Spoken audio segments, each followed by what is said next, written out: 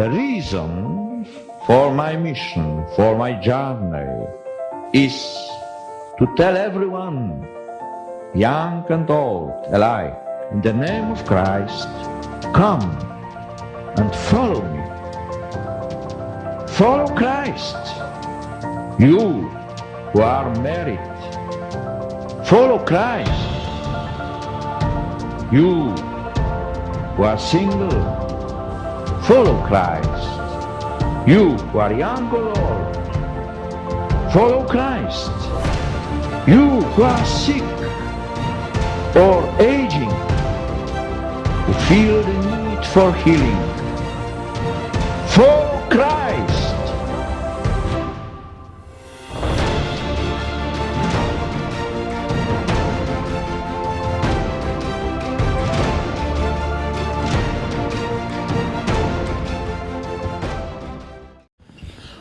I got the pleasure to introduce our next speaker. He's been a parishioner at Our Lady of the Lake for the last 4 years. He came from California, of all places. Yes. He got out of California because the place was too holy for him. Wow. Like Swiss cheese. But no, a wonderful man. Just to watch him grow in the faith the last few years. It's been phenomenal. He's been a member of our Men of Mary. He's going to bring, he's a smart man. He's going to bring science to God. He's going to bring it together for us. So he'll tell you what he did, and I don't even know. I mean, he's a scientist. So without further ado, Dr. Tim Cushing. Thank you, Deacon. We're going to get some of the lights. Yep, we're going to pray. Oh, we're going to pray. Yeah, oh, yeah, right. Thank you.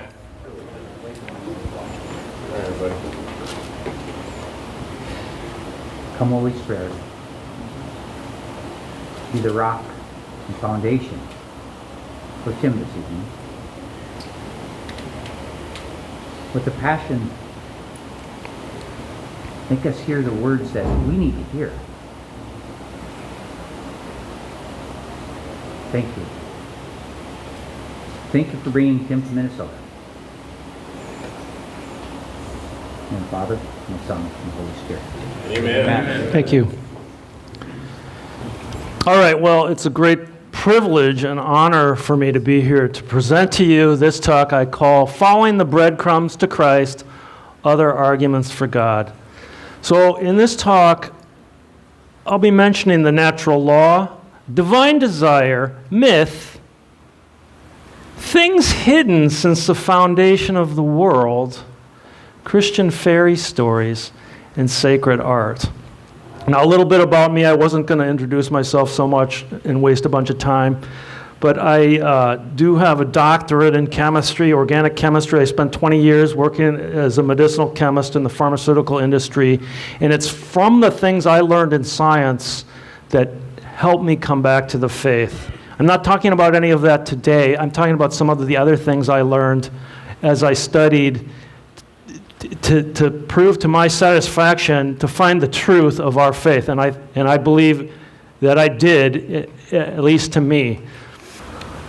Okay, throughout this talk, I'm going to show you a lot of art like this. This is a work by Thomas Cole. It's the first of a series of paintings called The Voyage of Life.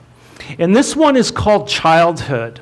Now, you can see in this painting on that boat, the beautiful boat, there's a little baby, and his guardian angel is next to him, and they're coming out of this dark cave into this wide, wonderful world of fruit and flowers and so forth. And it's clearly an allegory for a one man's life. And you can watch for these paintings as I go through. Oftentimes I won't mention them, but you can watch for them. And if, we had a big dinner and you get tired, your eyes get a little droopy, and you kind of lose track of what I am talking about, that's okay. Okay? If you fall into those paintings, you're kind of proving my point for me. So God is calling us. He is calling us. So how do we know about God, that He's calling us? Well, there's the historical and revealed truth of the Bible, the Catholic sacred apostolic tradition, the magisterium of the Catholic Church, miracles such as Fatima, philosophical proofs of God's existence, the fact that science can't prove everything, and of course prayer and our own internal reflection. But there are other ways. The breadcrumbs. Remember, breadcrumbs can be easily eaten. So these are maybe a little more subtle, but I think they're very, very powerful. And they were very powerful to me in my finding of the faith. So first I want to talk about the natural law. Now, I never heard about the natural law, really, until I started studying about the Catholic Church. And the natural law is the rule of conduct which is prescribed to us by the Creator in the constitution of the nature with which He has endowed us. So, literally, all the definitions of the natural law are like that. So let's step back a bit and look at the 4 laws of St. Thomas Aquinas. First is the eternal law, God's providential ordering of natures to their end, including human nature. So what does that mean? This is God's design of the world. So think about a squirrel. Squirrels all over the world have a certain behavior pattern. They run around, they jump from trees, they're very hyper, they collect nuts. And their goal or end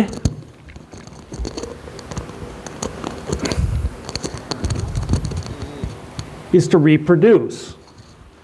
Now, human beings also have a nature. And we have a similar nature to reproduce, but we have another nature, a higher nature, or a higher end, I should say. And that is to be with God. If you want to learn more about human nature, all you have to do is read the Bible. So the natural law, number 2, the second law, is nothing else than the rational creature's participation in the eternal law. Do good, do not do evil. Pursue truth, avoid error. It's the morality inherent in our nature as rational human beings. Think about it this way. All criminals in jail have a code. Even pedophiles. Pedophiles are immediately targeted by criminals. They're beyond the pale. All right, so there's a morality even in prison. We know about this morality through our intellect. We can learn that. We can learn about that. And then there's the divine law, the old and new, God's explicit commands, the 10 commandments and the 2 great commandments of Jesus in the Gospels. And finally, human law. And I don't even need to talk much about that. To explore the natural law, the fact that we know the difference of right and wrong on some level, it's been throughout humanity in all time. Here are some examples, modern examples of the natural law. So Dr. Martin Luther King wrote from jail, "A just law is a man-made code that squares with the moral law or the law of God. An unjust law is out of harmony with the moral law." So he's talking about the natural law. He was saying that the natural law supersedes human law. And they arrested him unjustly. Nazi war criminals were tried for crimes against humanity. The Nazis said, look, we're just following Hitler's orders. He's our lawmaker. The human law of Hitler, we had to obey. And the court said, no. There's a higher law, the natural law. That's crimes against humanity. Our own Declaration of Independence. We are endowed by our Creator with certain unalienable rights. They're talking about the natural law. Now, the natural law is in the Bible as revealed truth. Jeremiah 33, "I will place my law within them and write it upon their hearts." Romans 2:15, St. Paul says, they show that the demands of the law are written in their hearts, while their conscience also bears witness. The conscience is a manifestation of the natural law in a sense. There's pre-Christian examples of this natural law. The ancient Greek Chrysippus was the founder, coined the word natural law, and he said, for all beings which are social by nature, the natural law directs what must be done and forbids what must not be done. Even earlier, Aristotle said, universal law is the law of nature. And even 450 years BC, Sophocles, in the play Antigone, talks about the natural law. So in this case, Antigone violates the law of King Creon. And they take her before him, and they have this exchange. The king, Creon, says, and yet you dared break those very laws? Antigone responds, I did not think anything you proclaimed strong enough to let a mortal override the gods and their unwritten and unchanging laws. They're not just for today or yesterday, but exist forever, and no one knows where they first appear. He's talking about the natural law. The natural law is affirmed by Catholic teaching. From the First Vatican Council to the Second Vatican Council, various popes since then, up to Pope Benedict, have all said that the natural law is part of our teaching. Now, the funny thing about the natural law is that because it can't be explained scientifically, even though there's many, many examples of this throughout history that people believed in it, it's dismissed. But that doesn't mean it doesn't exist. But the reality about the natural law is that the divine law supersedes the natural law. That was put very well by Pope Pius IX in 1869 when he said, taking into consideration the power of passion, prejudice, and other influences which cloud the understanding or pervert the will, one can safely say that man, unaided by supernatural revelation, would not acquire full and correct knowledge of the contents of the natural law. The natural law is weak. That's why God gave us the commandments. That's why we have the Bible. It's weak. You know, in my own opinion, estimating what percentage of being a good person comes from the natural law, maybe 1%, 5%. Certainly a lot of people have violated the natural law in the past. Thus we have the divine law. Now I mentioned before that we have a certain end, our goal, the purpose of our life. One of the main purposes is to be with God, and that's part of the natural law. But God gave us something else when he gave us this natural law, the inherent, the fact that we know right from wrong. You know, it's the famous is ought or ought is distinction. What ought we do? What should we do versus what can we do? So we know what we should do. Sometimes it's just hard not to do it. But he also gave us something else.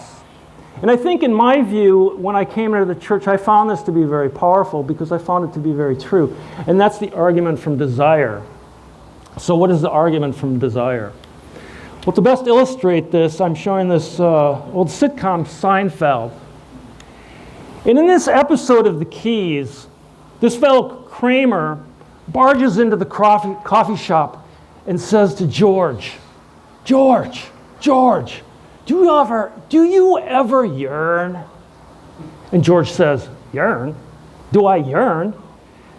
Kramer says, I yearn. So what is he talking about? So here you have a fellow, Kramer, inherited all this money, has no job, no prospects for a job, no wife, nothing really going on. He flits from one strange entertainment or pleasure to the next. No real purpose. But he has something in him that's telling him that there's more. And that's what this is getting at. He's yearning for something that he can't put his finger on. So what is he yearning for?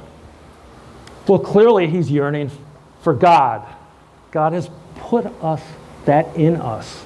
St. Augustine said, "You have made us for yourself, O Lord, and our heart is restless until it rests with you." St. Pope John Paul II, "In the far reaches of the human heart, there's a seed of desire and nostalgia for God." Okay, and this yearning for God manifests itself in all kinds of ways. How many people have heard, "I'm spiritual, I'm just not religious"? Or they get interested in crystals. Or they go to the Burning Man festival. Now, I had a friend who grew up without a church. She raised 3 children with no church, never went to church, and her kids turned out pretty good. They went off to college. And she said to me one time, "Is that it? I'm done. What else is there? I did my job. The kids are gone." She had a yearning for something she couldn't pinpoint. But she was astute enough to realize what that was, and she went back to church after her kids had left. She started going back to church. This yearning for God is very powerful because it's actually at the bottom of everything.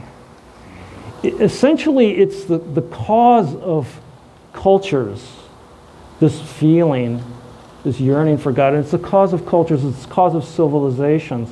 Now you might think, okay, so we all have this. Now do certain people have it more than others? And maybe so. It's possible. Maybe people like poets, artists, certainly the clergy, deacons and priests. I mean, they must have that in them to some maybe larger degree than others. Why are they priests and clergy? They've heard the call. So, I said that's the foundation of culture and this impetus for God. But what happened before the divine law? What was there before the Bible? That's where we have the myth. Okay, when you think of myth, you immediately think of a lie. And that's not so far from the truth, but myths are more than that. You think of myth, and you think of the old gods, Zeus, Osiris, Thor, and you think of weird creatures like Medusa and Cyclops. But all these myths are really old religions, pagan religions. That's what they are. Now, C.S. Lewis really loved myths. He had read all the myths. And he said this about, that was his job as a professor, at Oxford. He said, "Myth in general is not merely misunderstood history, nor diabolical illusion, not priestly line, but at its best, a real unfocused gleam of divine truth on human imagination." Underlining, C.S. Lewis saw these myths as that yearning for God in the absence of the Bible. Well, C.S. Lewis started out as an agnostic or an atheist, but then he read the Bible and he was like, this is not a myth. This doesn't read like a myth. Okay, so how many of you have listened to Father Mike Schmidt's Bible in a Year? Okay. Now, on the very first episode, when he talks about Genesis, about the creation, he says this. He says, the Bible story is different from these pagan myths because in the Bible, God creates the world and the universe out of love. He rests and said, this is good. All the pagan myths start with a violent act. And Mike Schmidt says, sometimes sexual domination. And he's right. So the myths were different. C.S. Lewis said, they don't read like myths. And he said it was the myth that became real. All right. So the problem is Christians and Catholics, well, it's not a problem, but Catholics and Christians are very, very uncomfortable with talking about these gods, these ancient, small g gods, of course. And there's a reason for that. And the reason for that is a book that came out around 1911 called The Golden Bough. And this was a comparison of the world's early religions, myths, and religious practices. And this fellow James George Fraser had people send him all the mythical stories all over the world, and he put them into one encyclopedia of ancient myths and these old, pagan religions. I should point something out now. All of these stories of myths, of these goddesses and goddesses, really what that is referring to are people. And over time, they became these fantastical things, but they're really talking about people. Anyway, he took all these myths, and it was a bombshell when this book came out. People were shocked beyond belief because there was what was in these myths. Well, first of all, they found out that there was this fairly common story in these myths of a god king who dies and then is resurrected. Okay, so this made people uncomfortable because it sounds very similar to what we know. But at one point, he even went further, and he included the Passion story, the story of Christ, as just another myth. Well, this was horrifying to most people, and later editions, they took it out, but the damage was done. The damage was done. These books caused a great outflow of Christians from the faith. But people didn't know the myths like C.S. Lewis did. That was his job. He was an expert at them. But people just assumed, the Bible's just another myth. Now, another thing they found in these books that horrified them was how common this notion of human sacrifice was. It was everywhere in these stories, in these ancient myths. Human sacrifice and, of course, animal sacrifice. And people didn't believe it. They just thought it was made up. But the truth is, it's not made up. Okay, archaeologists have shown time and time again, and anthropologists have been dragged kicking and screaming to this realization that human sacrifice was found in antiquity and prehistory. It is one of the universal activities of virtually all ancient societies all around the world. Aztecs, Incas, Mayans. It happened in North America. It was in China, Japan, Southeast Asia. The Wicker Man in England, right? We know about a Moloch by the Canaanites and later the Carthaginians. The ancient Greeks practiced human sacrifice. So what is going on? Why would these ancient people, do something so horrible? Well, there's two ideas for this. One is that it independently arose in all of these areas for some unknown reason, which didn't make any sense to anybody. And then the other reason is that it spread. It started one place and spread, like states who adopted lotteries or something. But that didn't make any sense either. So what is going on? That's when I come to the next story I just called the slide Things Hidden Since the Foundation of the World. Obviously, Christ said this in the Gospel of Matthew. And this is about this fellow Catholic philosopher named Professor René Girard, recently deceased several years ago. Bishop Robert E. Barron said this about René Girard. René Girard, a new prophet of the Catholic world for the next 2 centuries. Now that's some incredibly high praise coming from the bishop. So who was this fellow René Girard? So René Girard was born in France to 2 nominally Catholic parents. He became of age, and like a lot of people at that time, after World War II, he was an atheist. Well, he liked history, so he traveled to America to earn his degree in history, and he landed in a nice Midwestern university, Indiana University.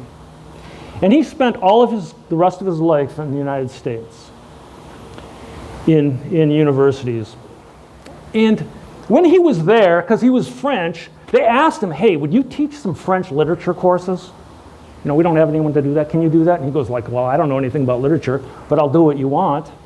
So he started reading French literature, and he never read. He wasn't interested literature. But he started reading these books, and he noticed something in all these novels. He read more literature. He read Shakespeare and Dostoevsky, other people, and he noticed something in the plots of all these novels, something that no one had ever noticed before. And that is something he called mimetic desire. Now, mimetic is a word that just really means imitation. So imitation really is the way we all learn. We imitate our parents when we're kids. We imitate our teachers. We imitate our mentors at work. But he saw this more deeply and clearly. And in these novels, he saw this concept everywhere. So what am I talking about? Let me illustrate by a story. So you're in high school, and you're thinking, man, I got to ask somebody to the prom. I don't know, who am I going to ask to the prom? And your buddy Joe comes up to you and he says, hey, Tim, I'm going to ask Sarah to the prom. And you think, you're going to ask Sarah to... No, I want to ask Sarah to the prom. That's what you think. But you'd never given Sarah a second glance. You know, she wasn't your type. She had a bun and glasses. Who knows? I mean, didn't dress well. But all of a sudden, you're intensely interested in Sarah because your friend Joe, who's very much like you in a lot of respects, relatively same outlook on life, same size, shape. And all of a sudden, you're intensely wanting to ask Sarah out. That's mimetic desire. We desire things because our friends desire them. And that's actually, it seems subtle, but it actually was a huge breakthrough for Rene Girard, and that idea was pretty much accepted in the sociology world.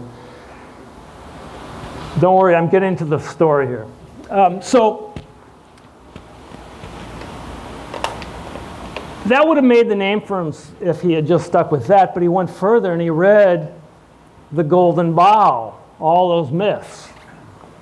And he saw something that was in all these ancient myths, legends, and that's the scapegoat mechanism. Now, we all know what the scapegoat is. That actually comes out of the Bible from Leviticus, where Abraham is about to sacrifice his son Isaac, and then the angel, God through the angel, stops his hand and says, here, use this goat instead. All right, so that implies clearly that there's human sacrifice going on in some form or shape. Actually, I'm getting ahead of myself. I apologize. The scapegoat mechanism, usually I go to bed at 9. Anyway, so the scapegoat mechanism, the scapegoat comes from the Bible again, and it's the story of the Day of Atonement, Yom Kippur, where the high priest takes that goat, puts all the sins on it, and then they run that thing up out of town off a cliff. That's the scapegoat. Anyway, so he saw this scapegoat everywhere in these ancient myths. And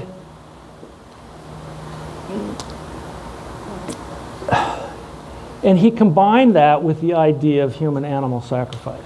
Now, before I get to that, let's go back to mimetic desire. Now, I told you what that was, the two guys in high school, all right? So that seems pretty okay. But there's actually two kinds of mimetic desire. There's a negative and a positive.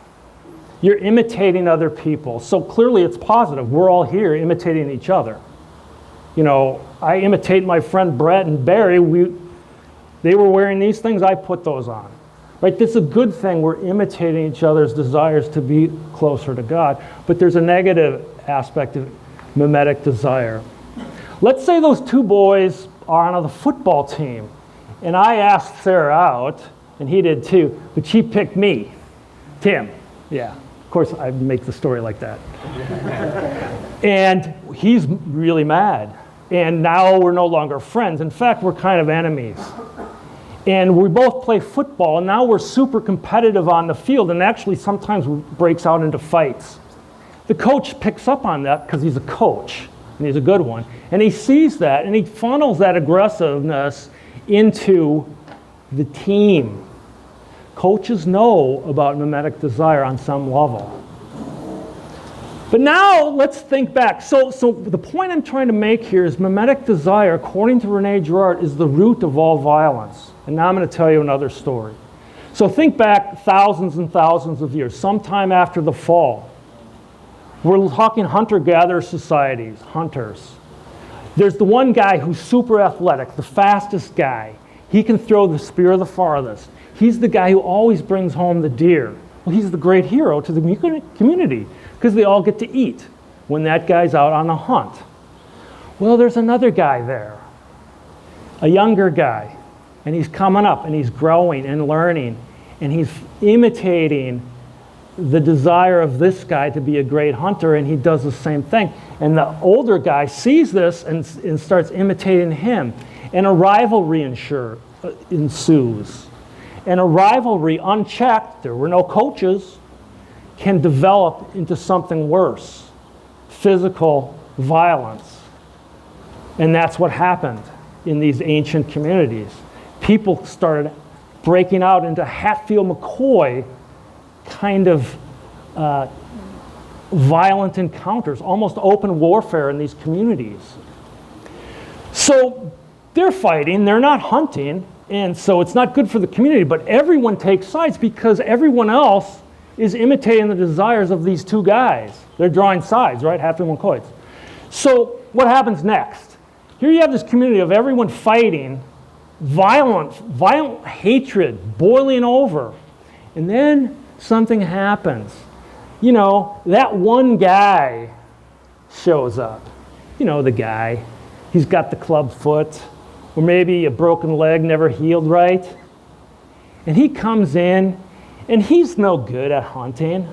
So he doesn't get a lot of food because he's kind of useless to the community. So he resorts to stealing food to survive, so they all really don't like him.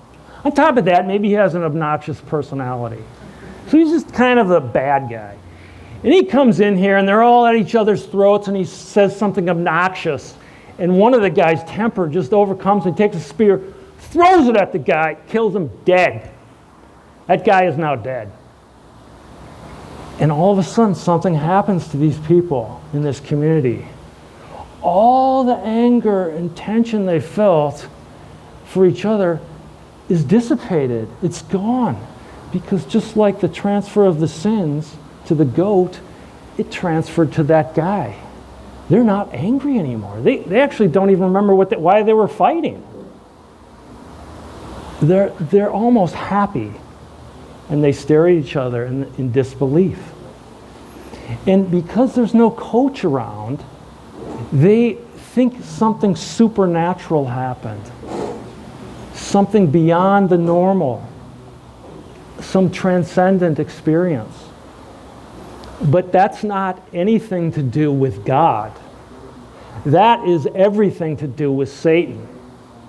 So these people, they see this guy that they killed and they think it came from him. They think he's the cause of it. There's something special about him. And they make him into a god. That's how gods were invented. Small g gods, of course. And this becomes ritualized. Essentially, they cut out the middleman in these cultures and just decide to do the ritual sacrifice first. So the point is, in this idea of sacrifice, now, there are several definitions of sacrifice. So this is a very ancient sacrifice definition. This idea is that by sacrificing that person, we will keep the community tight and tight-knit and close. There won't be violence because that violent human emotion that comes out of mimetic desire is snuffed in this way. And this is what René Girard found in that golden bough. Everywhere. It was the universal pattern of all ancient myths. And you can see this. This was his next great breakthrough. Okay?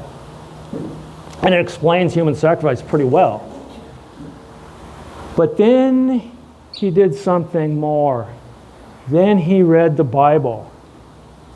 Then he read the Bible. And what he saw in the Bible made him immediately go back to the church. he got all his children baptized.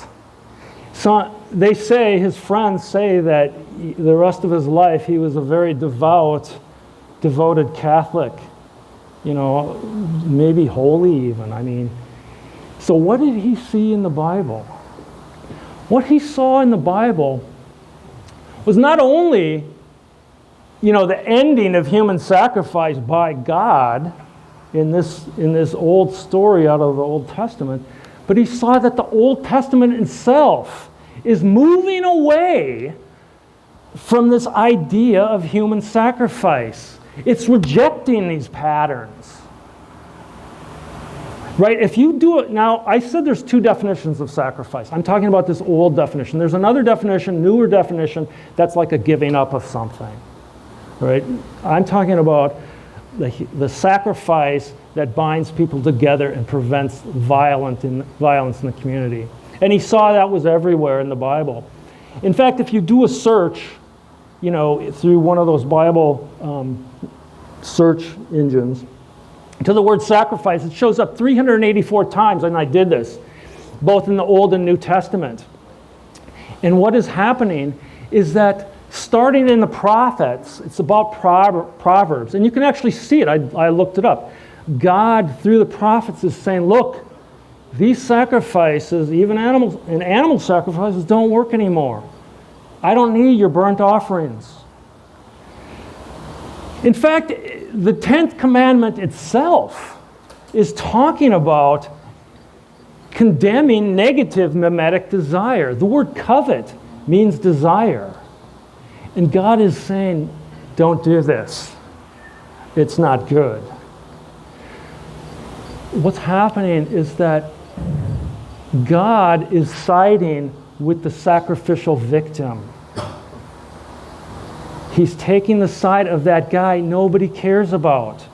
That bad guy who never had a voice in any of the ancient myths. They don't care about that guy. Literally, in the ancient myths, they don't care about that guy. He's nothing. I mean, when he becomes a god, that's fine. But before that, no. Cain and Abel. I remember the story of Cain and Abel. I mean, the blood hits the ground and cries out for Abel. Right? And the whole Cain and Abel thing is incidents of mimetic desire, negative mimetic desire. And then what does Cain do? He goes off and forms the first city, foundation of culture. Think of the story of Job, similar. Suffering servant, the Psalms, all about the victim. God's on their side. Well, then he looked at the New Testament, at the Gospels. And remember, the Gospels has a story of a sacrifice, Jesus. But the Gospels are actually, the crucifixion and the resurrection is the absolute repudiation of this mimetic desire, scapegoat mechanism, and human sacrifice, completely and utterly.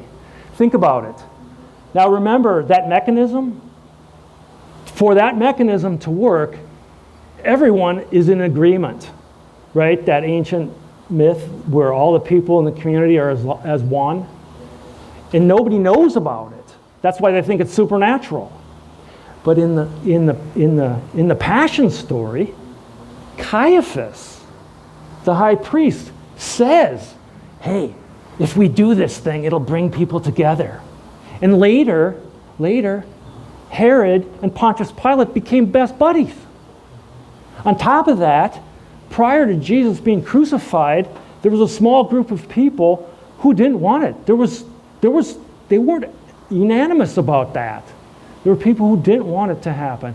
And on top of that, Jesus was perfectly, purely good. I mean, he was the standard of what good is. He wasn't a bad guy.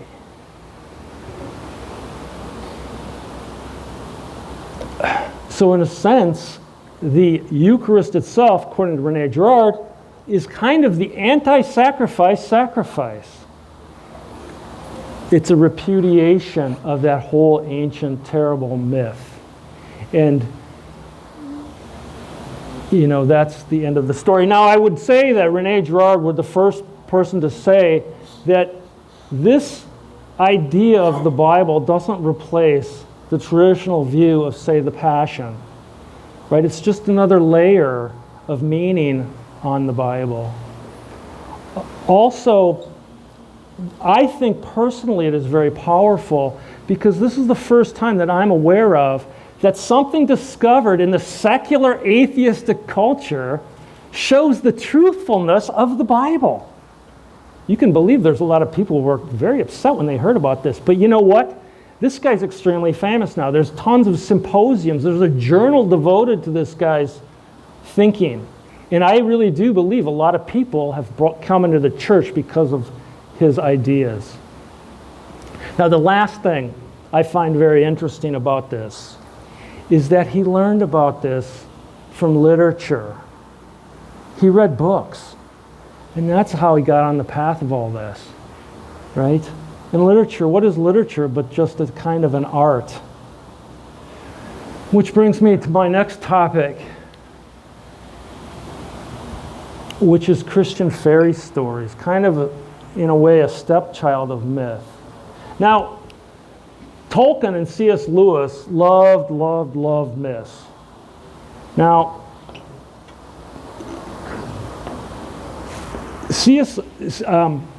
And you know, they loved these fairy stories, I should say. And they were particularly fond of a fellow called George MacDonald. Now, George MacDonald lived in the 19th century, and he wrote Christian fairy stories, some for children, but some for adults. Now, these stories are fantasies, but God infused.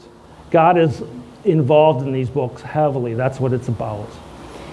And several years ago, about 10 years ago, a buddy of mine went on these long backpack trips through the mountains of California. And, you know, these were 50-mile backpack trips, 1 week long. So we decided to take a book. And I recommended he take a book. And I have these books in my suitcase. I was going to show them to you, but I didn't have enough coffee, or I forgot to do that. But they're in there if you want to see them later. And he wrote a book called Fantastes that I read on the recommendation of these two fellows, Tolkien and C.S. Lewis, and I thought it was a good book to take. So we took that book and we read that to each other along the trail when we stopped for a break, and you would not believe the weird looks we got, you know, two grown men reading a book to each other from other hikers. But my friend really liked that book. He liked it quite a bit. So the next year we took the other book called Lilith. And they're just, you know, I can show you these books. They're in there. And he really liked that book too. And about 6 months after that, my friend moved away. And about 3 months after that, he called me up. He called me up and he said, Tim, I got baptized. My friend had never in his life been to church. He was he was Jewish descent, fallen away. His parents didn't go to the temple or anything. So I said, really? So how did that, our conversations on the trail, did that affect you, talking about God and such? And he goes, yeah. And what about those books? And he said to me, those were really great books. So don't look askance at these kinds of stories. And I would remind you, they can't be any old fantasy. It's got to be Christian fairy tales. And all the fairy tales from the Western tradition that might have had pagan roots are all Christianized. All right? They're very powerful. I'd definitely read some of these books to your children or grandchildren. But the thing about it is these books, they speak of this enchanted, transcendent world, a world infused with God. I mean, we live in a world that's disenchanted because science knows everything. Look, I'm a scientist, believe me, they don't know everything. And that's how it was long ago. People saw fairies and they saw these things. And they were kind of things that came from God, really, because God's everywhere. So I talked about art and artists, having the ability, maybe this yearning for God, right? They can see further, and that's kind of true, I think. But what is the deal with art anyway? The real truth about art. Here you have arguably the most famous painting of all time, the Mona Lisa, painted around 1500. Okay, Leonardo da Vinci. It took him maybe 11 years. It's disputed how long it took him to paint this. But he painted 17 layers of paint on her breast alone, 17 layers, to get that translucent quality. And each hair on her head was painstakingly painted, each single hair. But you know, that technical part of that is not what we were attracted to. We're attracted to her smile. That enigmatic smile. It's like it kind of itches at you. It's like you kind of think you know what she's thinking, but maybe you don't. But you definitely would like to meet her and talk to her and ask her, what are you thinking? So how did we go from this to this? Okay, so this is a work of art by Rudolf Stingel, untitled, created in 2012, sold for $6.9 million at an auction several years ago. Or how about this one? This painting is by a very famous artist called Jean-Michel Basquiat, also untitled, created in 1982, sold for $110.5 million at that same auction. What has happened? What has happened to art? Well, several things. But one of the main things is that we've been really lied to all our lives, from school to adulthood, and that is the big lie that beauty is in the eye of the beholder. Not true. Beauty is an objective fact. Now this is a sculpture of Pieta by Michelangelo, created around the same time Leonardo did the Mona Lisa. He said this about his own work: the true work of art is but a shadow of the divine perfection. Pope Benedict XVI said, works of art always speak, at least implicitly, of the infinite beauty of God. This sculpture, again, arguably the greatest sculpture ever created, is in St. Peter's Basilica. And it's been there for quite a long time. Let me tell you another story.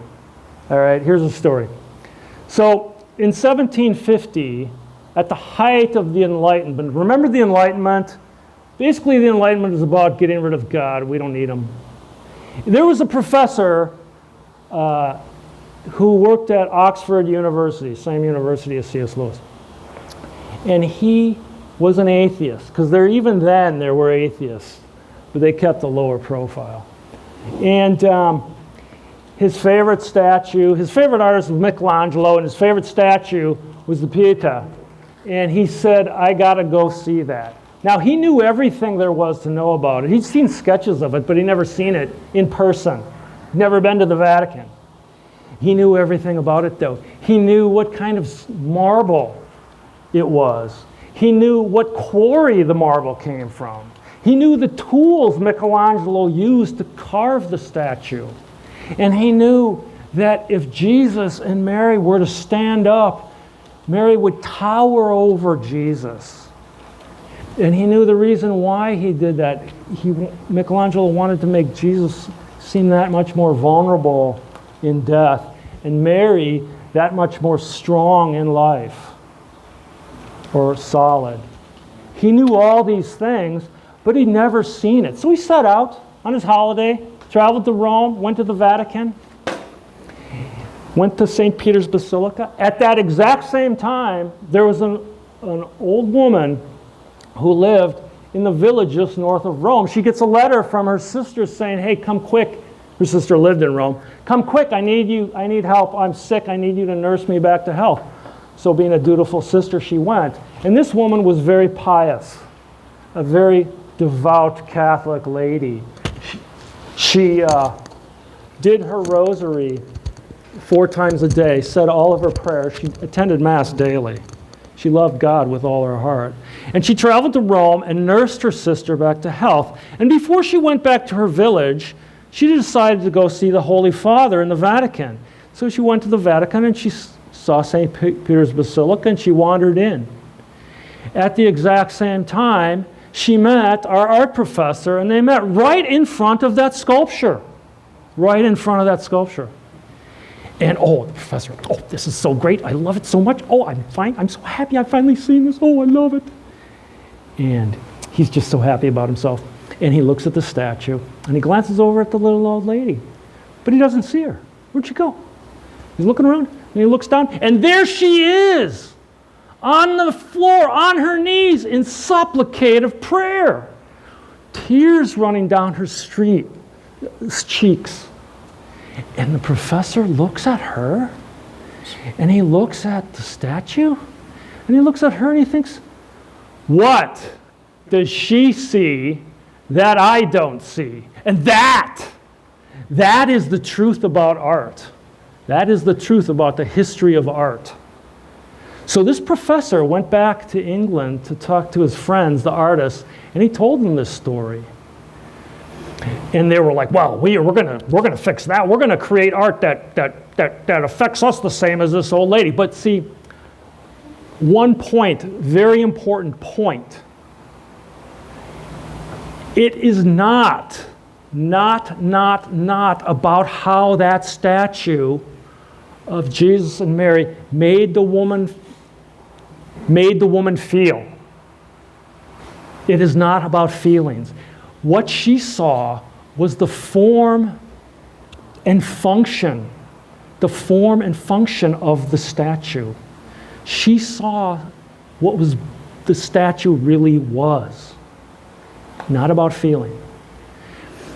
She saw the true beauty of the statue that he did not. So what happened? Well, his art friends went off and they started movements of art, like the Romantic movement, where they tried to use nature as a stand-in for God, but it didn't work. They couldn't get that same effect. So then they went on to the Impressionistic movements and other movements. Very beautiful, but that didn't work either. And finally, in 1917, this fellow, Marcel Duchamp, took a urinal, threw it on stage at an exhibition and said, there, that's my art. Boom, done. They gave up. They turned their back on the idea of beauty. And in fact, they became something of snarky towards the concept of beauty. And that's why we have all this crap art. There's other reasons, but this is the main one. But the thing that's funny is it's not about the subject. All right? Because God is infused everywhere. God created nature. His signature is on nature. We can see a painting. This is actually kind of our Catholic privilege, so you guys should all pat yourself on the back a little bit. We can see a painting of nature on that Romantic movement, say, and see God's signature in the subject matter. Even if that artist didn't even intend that. But it's not even just art. It's like everything. It's everything we see. Right? So Father Leroy Schick at our Battle Lake, at Our Lady of the Lake, he told me one time he can just sit on his dining room table, look at the window at his crabapple tree in bloom, and feel the presence of God. And that is because God, again, He's infinitely good, infinitely beautiful, and infinitely true. The good, the true, and the beautiful, all wrapped up into one. And my brothers, the world itself still remains enchanted for those with faith in God. And I'll leave you with that. That's kind of our Catholic privilege, or Christian privilege. And now we're at the end of the story. This is the final painting by Thomas Cole, The Voyage of Life. This is Old Age. And you can see the fellow, his boats ran out to the end of the river into the sea. And there's his guardian angel beckoning him into heaven with the other angel, ready to see the face of God. our final end is to see that beatific vision. From 1 Corinthians, for now we see through a glass darkly, but then face to face. Now I know in part, but then shall I know, even as also I am known. Thank you.